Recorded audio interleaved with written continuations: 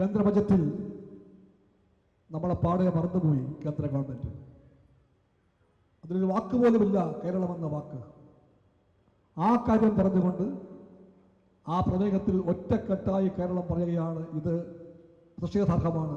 ഇതാണ് ഉള്ളടക്കം. നമ്മൾ വ്യാമോഹിച്ചു പോയി. ആ പ്രമേയം പാസാക്കാൻ വേണ്ടിയെങ്കിലും കോൺഗ്രസ് അവിടെ ഇരിക്കുമെന്ന്, അതിനുവേണ്ടിയെങ്കിലും കൈവയ്ക്കുമെന്ന് ഓർത്തു നമ്മൾ. അന്നും പക്ഷേ കോൺഗ്രസ് പകുതി തെറ്റിച്ചില്ല, അവർ ഇറങ്ങിപ്പോയി. ഇരുന്നാൽ കോൺഗ്രസിനറിയാം ആ പ്രമേയത്തെപ്പറ്റി ചർച്ചയ്ക്ക് പങ്കെടുക്കുമ്പോൾ വിമർശിക്കണം മോദിയെ. വിമർശിക്കാൻ അവർക്ക് പേടിയാണ്. മോദിയെപ്പറ്റി പറയാൻ പേടിയാണ് അവർക്ക്. അതുകൊണ്ട് കോൺഗ്രസ് അത് പറഞ്ഞില്ല, ഇറങ്ങിപ്പോയി. അപ്പോഴാണ് ലോകത്ത് ഇതെല്ലാം ഉണ്ടായത്. വെനസ്വേല പ്രശ്നമുണ്ടായത്, ട്രംപിൻ്റെ യുദ്ധവിപത്തിൻ്റെ ആപത്ത് കൂടിയത്. അതിനെപ്പറ്റി പറയേണ്ടി വരും. കോൺഗ്രസ് തീരുമാനിച്ചു ഏറ്റവും നല്ലത് മോദിയെപ്പറ്റിയും പറയണ്ട, ട്രംപിനെ പറ്റിയും പറയണ്ട, എളുപ്പ വഴി ഇറങ്ങിപ്പോക്കാണ്. ഇറങ്ങിപ്പോയി അവർ. എല്ലാ അസംബ്ലികളിലും അവസാന ദിവസമാകുമ്പോഴത്തേക്കും പ്രതിപക്ഷത്തിൻ്റെ സ്ഥിരമായ പരിപാടിയാണ് എഴുതി കൊടുക്കും സ്പീക്കർക്ക്. എഴുതി കൊടുത്താൽ എന്നും പറയാം, ആരോപണം ഉന്നയിക്കാം, അഴിമതിയെപ്പറ്റി പറയുന്നതും എഴുതി കൊടുത്താൽ മതി, ഉത്തരവാദിത്വം ഉണ്ടാകണം. എല്ലാവരും ഓർത്തു. എന്നും രാവിലെ തൊട്ട് വൈകുന്നേരം വരെ ഗോബ്ഗ പറയുന്ന ആളുകൾ ലാസ്റ്റ് ദിവസമെങ്കിലും എഴുതി കൊടുത്തെന്തെങ്കിലും പറയുമെന്ന്. അന്നും കോൺഗ്രസ് എഴുതി കൊടുത്തില്ല, ഒന്നും പറഞ്ഞില്ല. അവർക്കൊന്നുമില്ല പറയാൻ. അതുകൊണ്ട് ഇറങ്ങിപ്പോയി അവർ. ഇതാണ് കോൺഗ്രസ്.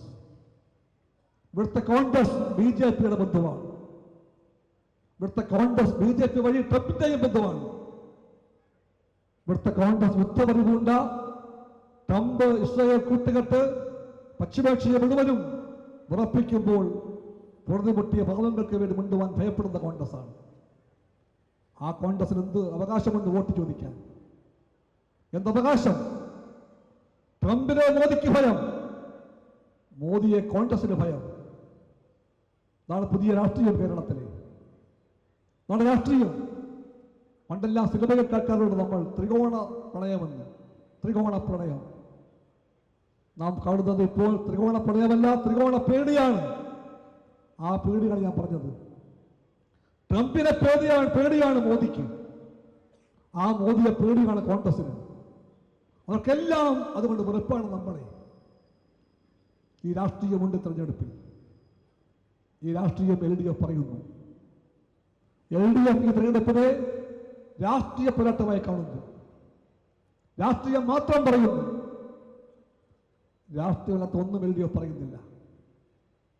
അവര് പക്ഷേ ഉറപ്പായും പറയുന്നു രാഷ്ട്രീയം മാത്രം പറയില്ല എന്ന്. BJPയും പറയുന്നു, കോൺഗ്രസും പറയുന്നു, എന്തെല്ലാം പറ്റിയാലും ശരി രാഷ്ട്രീയം പറയില്ല എന്ന് പറയുന്നു. അതുകൊണ്ട് അമ്മാണിയുമാണ് കഥ പറയുകയാണ് അവർ. ആ കഥയുടെ ഓരോ രംഗം കഴിയും തോറും അത് പരിഹാസമായി മാറിക്കൊണ്ടിരിക്കുകയാണ്. നിങ്ങൾ മറന്നുപോയോ? എന്തോ ഒരു യാത്ര ഉണ്ടായില്ലേ, പുതുയുഗ യാത്ര.